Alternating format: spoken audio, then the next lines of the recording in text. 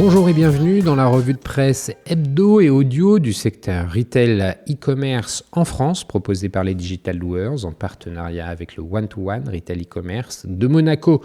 Nous sommes le 24 janvier et après le résumé de l'actualité, voici les 5 articles au sommaire cette semaine. Abattre Shein et Temu à coup de réglementation, vont-ils y arriver? À lire sur le JDN. Le Digital Fairness Act sera un tsunami réglementaire pour l'e-commerce, à lire toujours sur le JDN. Le groupe Rocher entame un processus de cession de petits bateaux, à lire sur e-commerce mag. Pollen, l'ascension discrète d'une marque devenue incontournable, à découvrir sur MC Factory. Enfin, Maison du Monde taille dans ses effectifs, 91 emplois supprimés, à lire sur capital.fr. Je vous le rappelle, sur le site lesdigitaldoers.com, vous avez accès à une revue de presse éditée sur LinkedIn et qui rassemble les articles publiés dans la semaine sur les sites de news de notre écosystème. Vous pouvez vous y abonner pour recevoir chaque vendredi un digest de l'actualité dans votre boîte email. De cette revue de presse, je vous lis sans interprétation une sélection de quelques articles qui m'ont semblé pertinents à partager. Cette semaine, vous pouvez découvrir l'univers des cuisines dans l'épisode So Cook avec son directeur Arnaud Alantaz. Une occasion unique de découvrir un univers bien souvent méconnu et une commercialisation articulée entre la franchise et la succursale. D'ici là, je vous souhaite donc une bonne écoute, évidemment, toujours sans coupure. Résumé de la semaine, le secteur a été marqué par plusieurs événements, qu'il s'agisse de l'attente grandissante autour du lancement de TikTok Shop en France, des débats sur le Digital Fairness Act ou encore des performances contrastées des entreprises comme Maison du Monde. L'actualité souligne les mutations rapides et les enjeux auxquels font face les acteurs du secteur. Voici un tour d'horizon des faits marquants. TikTok, un nouveau poids lourd en perspective, déjà bien implanté au Royaume-Uni et en Espagne. TikTok Shop s'apprête à débarquer en France avec une intégration simplifiée pour les marchands, un modèle basé sur l'affiliation et des commissions initiales attractives entre 1 et 5%. La plateforme s'impose comme une alternative crédible au marketplace traditionnel. Inspiré des meilleures pratiques d'Amazon, TikTok Shop propose également des services logistiques, de stockage ou d'expédition, et mise sur le live shopping pour engager les consommateurs. Cette stratégie ne fait pas que concurrencer les mastodontes comme Amazon, elle exploite aussi la puissance de la création de contenu, redéfinissant les règles de l'e-commerce. L'Union européenne au chevet du commerce numérique, alors que TikTok Shop fait émerger de nouveaux modèles, l'Union européenne prépare un chantier énorme avec le Digital Fairness Act, DFA. Ce texte vise à encadrer les pratiques commerciales en ligne, notamment les dark patterns, tout en s'assurant que les consommateurs restent maîtres de leur choix. Dans le même temps, des efforts sont faits pour freiner la montée en puissance de Shein et Temu, accusés d'échapper à certaines obligations douanières et fiscales. Ces plateformes asiatiques, qui représentent jusqu'à 22% des colis livrés en Europe, bénéficient encore de la rapidité d'exécution et de leur prix attractif. À l'horizon 2025, la suppression de l'exemption douanière pour les colis de moins de 150 € pourrait redistribuer les cartes. Une consommation en mutation, les changements dans les comportements d'achat sont également à surveiller. Les kidultes, ces adultes amateurs de jouets, représentent déjà 29% du marché français des jeux et jouets. Ce phénomène compense partiellement la baisse de la natalité, mais illustre aussi une tendance de consommation où l'émotionnel prend le pas sur la pratique. Parallèlement, l'IA générative s'impose comme un levier incontournable dans le marketing digital, avec des gains d'efficacité et une capacité accrue à créer des contenus personnalisés. Elle transforme la façon dont les entreprises communiquent. Cependant, des défis subsistent, notamment en matière de diversité et de contrôle des biais algorithmiques.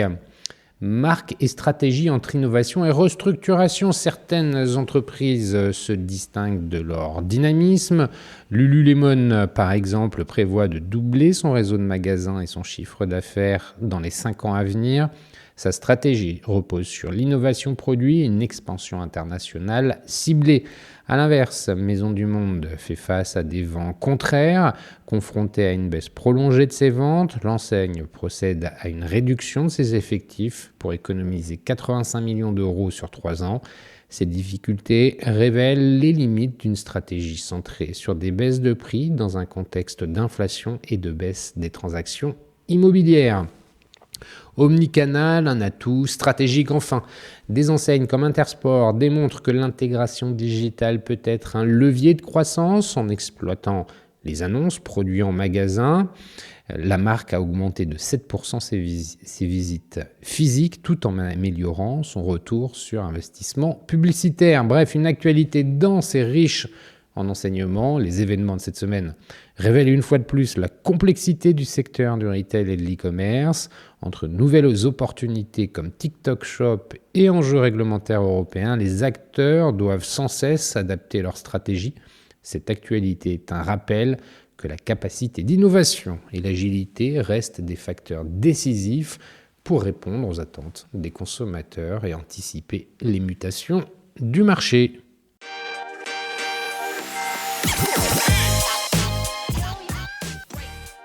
Abattre Shein et Temu à coups de réglementation, vont-ils y arriver? À lire sur le JDN en date du 21 janvier. Pour endiguer la montée en puissance de Shein et de Temu, la France et l'Union européenne sortent l'arme législative, mais les pure players asiatiques semblent avoir une longueur d'avance sur le régulateur. Depuis un peu plus d'un an, 2 noms sont brandis sur des pics, Shein et Temu. Pour les marchands européens, les militants et la fédération interprofessionnelle, les 2 marketplaces asiatiques sont les ennemis du commerce. Sont mises en cause la dangerosité des produits non conformes aux droits et à la consommation pour les uns et à l'incitation à la surconsommation avec des produits bas de gamme pour les autres. Et la fièvre monte à mesure qu'elles prennent des parts de marché. Temu et Shein représentent 22% des colis selon une déclaration du PDG de La Poste le 30 octobre dernier. Il y a 5 ans, leur part était de moins de 5%. Face à ce tsunami de produits bon marché, la France et l'Union européenne brandissent un bouclier réglementaire avec plus ou moins de succès. Des législations en France, les acteurs français particulièrement concernés ont pris le sujet à bras-le-corps avec une proposition de loi dont le nom ne laisse aucune place au doute, la loi anti-fast fashion. Celle-ci prévoit la mise en place d'un bonus-malus pour encourager une consommation plus responsable dans l'industrie textile. De plus, les entreprises désignées comme fast fashion ne pourront plus promouvoir leurs produits via la publicité et devront afficher un message de sensibilisation sur l'impact environnemental de l'industrie textile sur leur site. Pour étiqueter une marque de fast fashion, le texte s'appuie sur le chiffre de 1000 références mises en ligne par jour, porté par la députée Anne-Cécile Violon et d'Horizon, et fortement soutenu par Yann Rivolan, président de la Fédération française du prêt-à-porter féminin. La proposition de loi a été adoptée à l'Assemblée nationale le 14 mars 2024. Elle devait ensuite être examinée et votée au Sénat le 7 juillet 2024 avant son adoption finale. Au mois de juin, la rapporteuse de la loi au Sénat a rencontré toutes les fédérations et un certain nombre de professionnels, relate Yann Rivolan. Mais coup de théâtre, la dissolution de l'Assemblée nationale, annoncée le 9 juin par Emmanuel Macron, déjoue les plans. Depuis, silence radio. Si elle devait être adoptée au Sénat, la loi anti-fast fashion s'appliquerait par décret. Soutenue par une partie des politiques, certaines associations interprofessionnelles la regardent cependant avec circonspection. Notre crainte est qu'au final, la loi soit appliquée seulement aux entreprises présentes sur le territoire et que les entreprises hors de l'Union européenne échappent au dispositif, explique Marc Lolivier, DG de la FEVAD. Mais avec une jauge à 1000 références par jour, Yann Rivolan assure exclure toutes les marques françaises et toucher directement les plateformes asiatiques. Aujourd'hui, Shein est pratiquement à 2000 références mises en ligne chaque jour. Les soutiens de la loi anti-fast fashion espère que l'entrée en vigueur de l'étiquette environnementale au premier trimestre 2025 relancera le débat sur la proposition de loi. En effet, ce nouvel affichage du coût environnemental d'un vêtement pourrait servir de base de calcul pour le système de bonus-malus. Avec la volonté politique, ça peut aller très vite, affirme Yann Rivolan, même s'il reconnaît que l'agenda politique est compliqué sans budget 2025. Et en Europe, mais pour la FEVAD, la mère des batailles est européenne. Bonne nouvelle, l'Union européenne s'engage sur un premier front. La fin de l'exemption des droits de douane pour Chine et Temu. Si l'exemption des droits de douane sur les colis hors UE de moins de 150 € se justifiait auparavant par leur faible volume, leur nombre a explosé avec l'essor des plateformes asiatiques, rendant cette mesure obsolète. En 2023, pas moins de 2,3 milliards de colis postaux bon marché sont arrivés en Europe selon la Commission européenne. À cette époque, Temu venait à peine d'arriver en France. Pour tenter d'endiguer le nombre de produits à faible valeur venant de Chine, l'UE a annoncé en juillet dernier sa volonté de supprimer cette exemption douanière à l'image du projet sur la TVA en 2021. C'est une double peine pour les marchands européens, appuie Marc Lolivier. Ces produits qui arrivent par milliards sur le marché européen ne payent pas de droits de douane, alors que les entreprises françaises, qui elles les importent par la voie classique, en payent. Mais hormis un accord de principe, rien n'est officiellement lancé. On cite l'horizon 2027, mais nous poussons la Commission à accélérer, assure le directeur général de la FEVAD. Une bataille perdue d'avance. Avant d'aboutir à l'arsenal réglementaire, commençons par faire appliquer les règles existantes aux acteurs hors UE, plaide par ailleurs Marc Lolivier. Pour rappel, Temu est exploité par PDD Holdings, localisé aux îles Caïmans, tandis que Chine est basée à Singapour, rendant la tâche encore plus ardue pour la France et l'Europe. En France, la DGCCRF a ouvert une enquête sur Chine fin 2022, après une impulsion du ministre de l'économie Bruno Le Maire sur les dérives de la fast fashion. 2 ans plus tard, aucun retour de la DGCCRF concernant les éventuelles conclusions de cette enquête. L'Union européenne a commencé à serrer la vis en désignant Chine et Temu comme des grandes plateformes au regard du DSA en avril et mai 2024, une qualification qui implique que la plateforme dispose de 4 mois pour se conformer aux règles spécifiques du DSA avec une évaluation des risques qu'elle représente pour la société en ce qui concerne les contenus illicites ainsi que leur incidence sur les droits fondamentaux, la sécurité publique et le bien-être. S'en est suivi en septembre, notamment avec une pression de plusieurs États, une injonction de clarification par la Commission à l'encontre de Temu, relate Marc Lolivier. En effet, 6 pays européens, dont la France et l'Allemagne, ont appelé la Commission à appliquer rigoureusement les règles du DSA pour Chine et Temu. Conséquence, le 31 octobre 2024, non satisfaite des réponses apportées par Temu, la Commission a indiqué l'ouverture d'une procédure formelle, autrement dit une enquête approfondie pour caractériser les infractions au DSA. Si des manquements sont reconnus, Temu risque une amende équivalente à 6% de son chiffre d'affaires. Le 8 novembre 2024, la Commission a visé Temu avec un deuxième avertissement, cette fois sur le terrain du droit de la consommation et la sécurité des produits. Elle exhorte la plateforme de se conformer aux droits de la consommation après que des pratiques aient été dénoncées sur le réseau de coopération pour la protection des consommateurs. Nous voyons qu'il y a un mouvement, admet Marc Lolivier, mais cela ne va pas assez vite parce que pendant ce temps, les affaires continuent. À ce jour, aucune mesure n'a été prise à l'encontre des plateformes asiatiques. Chine et Temu semblent décidés à jouer la montre pour remporter le match.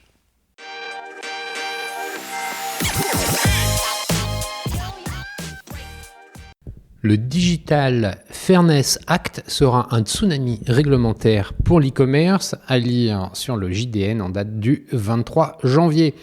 2024 a été très chargé en réglementation et 2025 le sera tout autant. Marc Lolivier, DG de la FEVAD, prévient des risques d'un texte sur les pratiques commerciales sur Internet. À quelle réglementation les e-commerçants doivent-ils se préparer en priorité en 2025 ? L'énorme chantier de l'année est le Digital Fairness Act, DFA, et il faut sensibiliser les e-commerçants à ce sujet. En 2022, la Commission européenne a décidé de lancer un fitness check, c'est-à-dire de vérifier si le droit de la consommation existant permettait de protéger de manière suffisamment efficace le consommateur dans l'environnement numérique. Ils ont rendu leur rapport en septembre 2024, dans lequel ils concluent qu'un certain nombre de protections existent déjà, mais qu'il faudrait aller plus loin avec le DFA. Le concept de dark pattern, que l'on peut traduire par interface manipulatoire, est beaucoup évoqué dans le rapport. Il repose sur 2 critères selon la Commission: une influence et l'absence de prise en compte de l'intérêt du consommateur. L'influence est le propre de toute publicité, donc il paraît compliqué que tout élément qui influence le choix du consommateur soit considéré comme un dark pattern.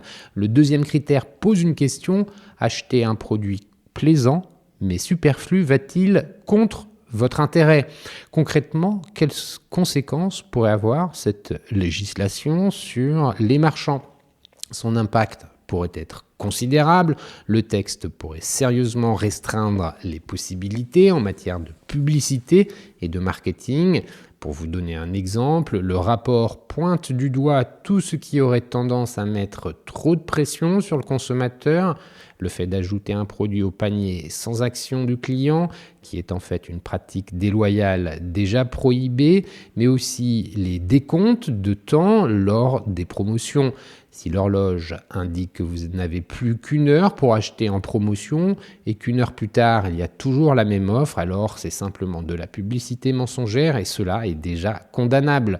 Sinon, je ne suis pas sûr de voir dans cette pratique le dark pattern. Que reproche la FEVAD à ce texte? Depuis que Shein et Temu ont été épinglés sur des sujets de dark pattern, beaucoup de pratiques se mêlent derrière ce terme. À mon sens, une grande partie de ces actions sont déjà couvertes par les lois existantes, typiquement l'ajout au panier forcé ou la difficulté de résiliation de services ou programmes. Là, il n'y a pas de débat. Prenons l'exemple du confirm shaming, c'est-à-dire demander au client en cas d'abandon du panier s'il est sûr de vouloir renoncer à sa commande. Certains disent que c'est culpabiliser le consommateur et qu'il faut le réglementer avec le DFA, car de façon répétée, ces messages deviennent du harcèlement. Pourquoi pas, mais comment définir à partir de combien de fois sur une période définie? La directive sur les pratiques commerciales déloyales existe déjà et, au-delà des pratiques considérées comme déloyales par définition, elle laisse au juge la capacité d'apprécier au cas par cas les pratiques dénoncées. Parallèlement, le rapport soulève des enjeux clés comme la régulation des phénomènes d'addiction et de protection des mineurs. Mais c'est un autre sujet de vouloir toucher au marketing en disant que la publicité pousse à la consommation et qu'il faut en protéger le consommateur. Il ne s'agirait pas de déresponsabiliser le consommateur moyen. Quelles sont les prochaines étapes pour le Digital Fairness Act? Selon les annonces de la Commission, une consultation aura lieu au printemps prochain. La FEVAD compte beaucoup travailler pour y apporter ses contributions. On parle déjà d'un tsunami réglementaire avec le Digital Fairness Act. Toute la question est de savoir si nous aurons un vrai Big Bang du droit de la consommation sur le numérique ou bien une simple adaptation du droit. La proposition de texte réglementaire par la Commission interviendra ensuite en 2026. Au-delà du DFA, quelles sont les autres réglementations à garder à l'œil? Certaines applications du DSA et du RSGP, adoptées en 2024, n'entreront en vigueur pour impacter l'e-commerce que cette année. Ces textes vont mettre du temps à se mettre en place. En termes de nouvelles réglementations, nous pouvons aussi noter la législation sur l'accessibilité des sites qui va arriver en juin prochain. Un très gros enjeu, parfois pas suffisamment pris en compte par les e-commerçants. Le point positif est que ces réglementations sont de plus en plus européennes. Le règlement sur les services numériques DSA est une vraie avancée de ce point de vue-là, parce qu'il a contribué à harmoniser les règles. Nous demandons l'harmonisation des règles au niveau européen, mais il faut veiller au risque d'obésité législative avec l'Europe. Si on prend le DSA, le DMA, le RSGP, l'IA Act, le Data Act et le DFA qui arrive, ça peut aller très vite.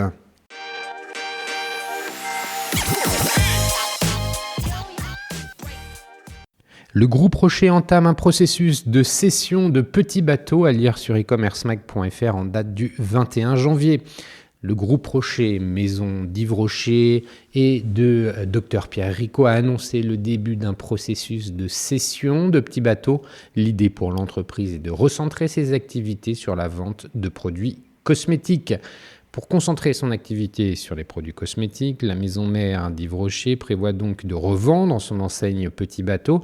Le processus de recherche d'un repreneur a été enclenché début d'année 2025, sans idée précise de qui pourrait acheter la marque emblématique de textile. Le groupe veut prendre le temps d'examiner les options de reprise avec pour objectif d'offrir un avenir solide avec des interlocuteurs animés par une vision de croissance et de pérennité à la marque de mode enfantine. Le groupe prévoit ainsi aussi la cession de la marque américaine de produits d'entretien Stenhome, acquise en 1990, soit 7 ans avant Petit Bateau. En 2024, le groupe Yves Rocher a réalisé un chiffre d'affaires de l'ordre de 2,2 milliards d'euros, en évolution de 2,4% par rapport à 2023. La répartition de ces résultats illustre la prédominance des marques de cosmétiques pour le groupe, qui représente près de 75% du chiffre d'affaires. 53 viennent d'Yves Rocher, 13 d'Arbonne, 6 de Sabon et 2,5 de Pierre Ricot. De leur côté, Petit Bateau et Stenhome représentent respectivement 12 et 9% du chiffre d'affaires global du groupe Rocher. Une marque qui se porte bien en 2024. L'ensemble des filiales Petit Bateau, retail et e-commerce ont connu une augmentation de leur chiffre d'affaires, notamment les marchés français et italiens qui connaissent une croissance à 2 chiffres. Petit Bateau a ainsi gagné des parts de marché sur l'année. Pour la France, les performances de la marque sont de 9 points supérieures à celles du marché retail mode enfant. Pour rappel, le retailer français labellisé Entreprise du patrimoine vivant par l'État en 2023 témoigne actuellement d'un réseau de distribution équilibré, 50% retail, 25% internet, 25% wholesale. Il compte 370 points de vente, dont 200 à l'international, 760 détaillants, dont 500 hors de France. Petit Bateau produit 28 millions de pièces chaque année, réalise 55% de son chiffre d'affaires en France, 25% en Europe et 10% au Japon.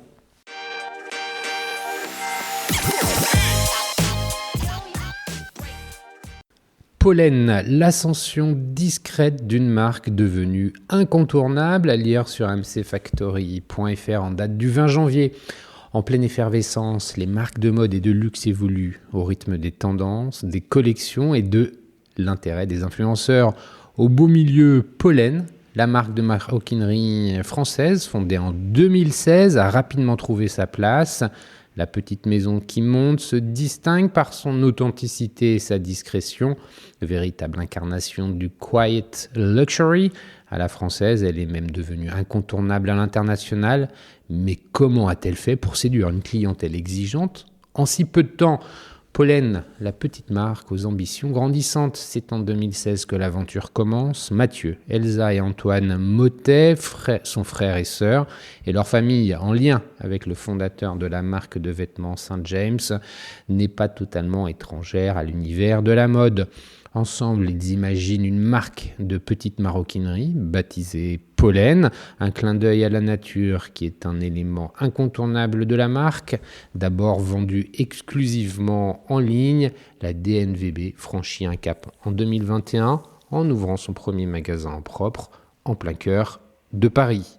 Depuis, le magasin de la rue Richelieu ne désemplit pas, l'engouement pour cette marque hautement désirable est réel.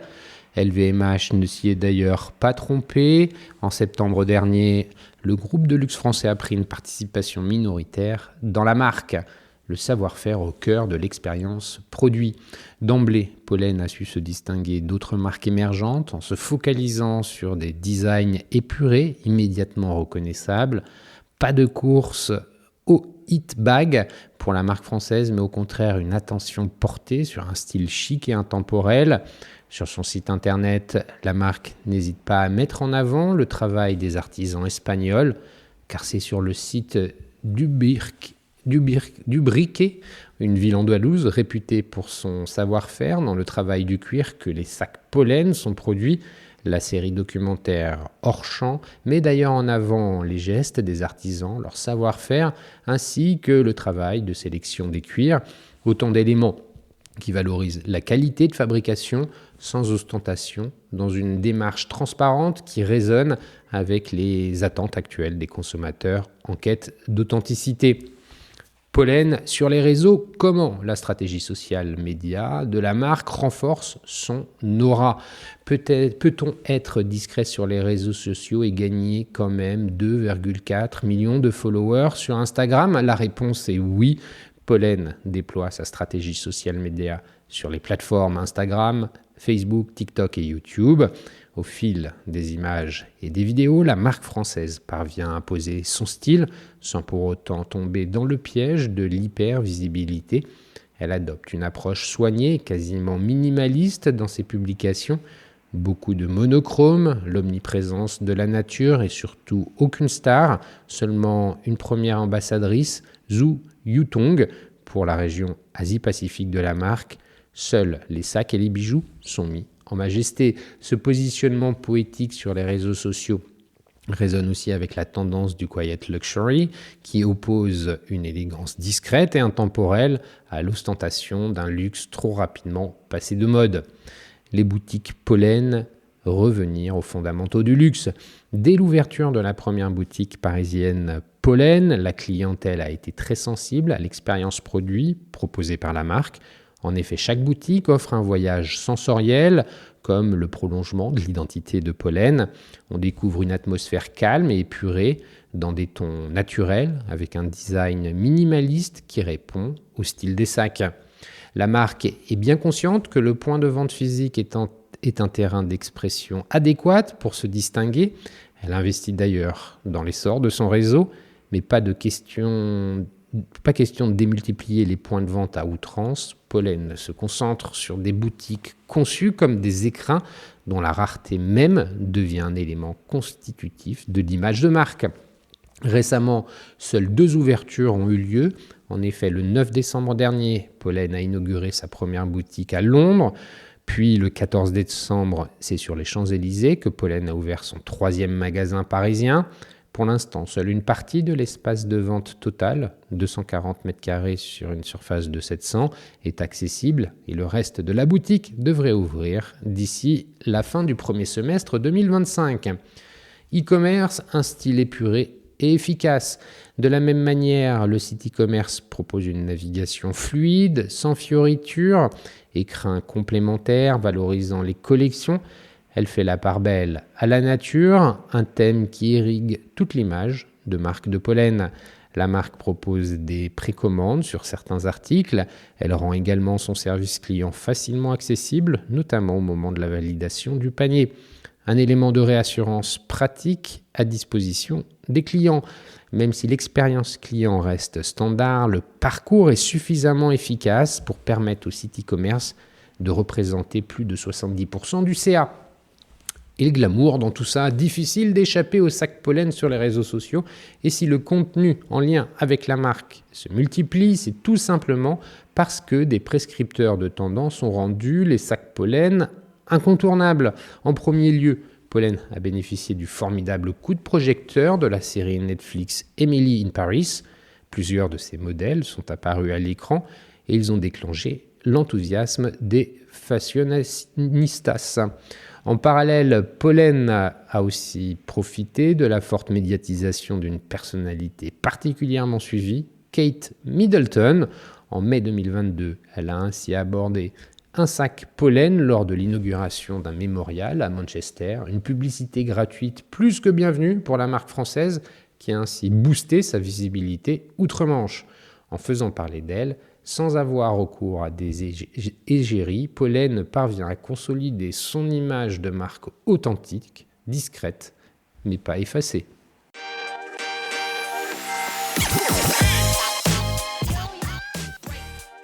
Maison du Monde taille dans ses effectifs, 91 emplois supprimés, à lire sur capital.fr en date du 23 janvier. Secousse en vue chez Maison du Monde, l'enseigne de meubles et de décoration annonce la suppression de 91 postes au sein de ses sièges sociaux nantais et parisiens.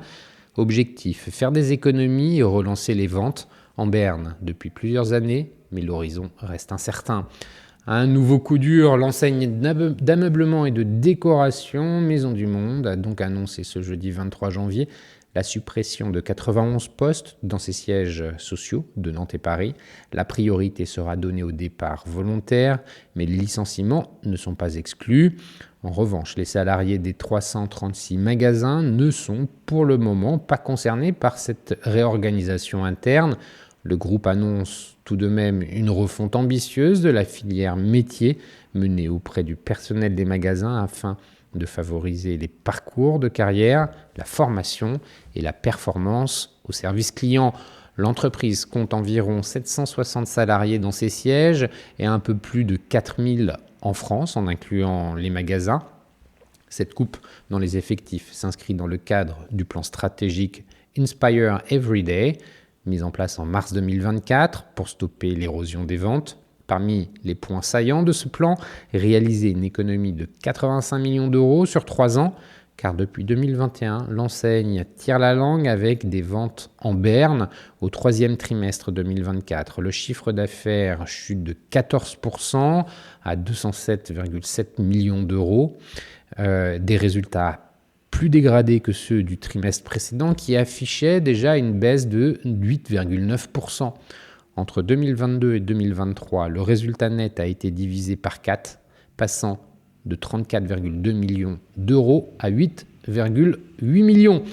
Inflation et baisse des transactions immobilières. Pourtant, Maison du Monde n'a pas lésiné pour faire revenir les clients dans ses magasins avec des baisses de prix agressives, 13% sur près de 2200 produits au cours des derniers mois, et un nouveau programme de fidélité mis en place en octobre 2024, coûtant plusieurs dizaines de millions d'euros à l'enseigne.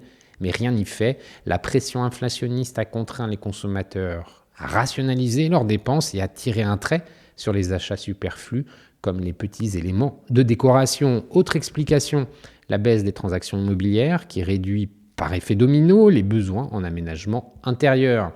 Et les prochains mois risquent de ne pas être plus glorieux. Une étude du cabinet AlixPartners dévoilée ce même jeudi prédit une baisse des dépenses chez 40% des Français dans l'année à venir, avec un engouement croissant pour le marché de l'occasion dans le mobilier. L'année 2025 va être complexe pour les enseignes et les marques de meubles. Elles ont cru que les croissances des ventes enregistrées pendant le Covid allaient être pérennes, mais c'est un leurre. Quand on a réaménagé son salon en 2020, on ne va pas recommencer 5 ans plus tard. Détaille Émilie Dubuc, directrice chez AlixPartners, qui ajoute que les entreprises vont devoir baisser leurs coûts en 2025. Exemple avec Maison du Monde. Prochaine échéance pour l'enseigne, le 4 février, date à laquelle seront présentés les résultats du 4e trimestre 2024. Le bilan risque de ne pas être très florissant.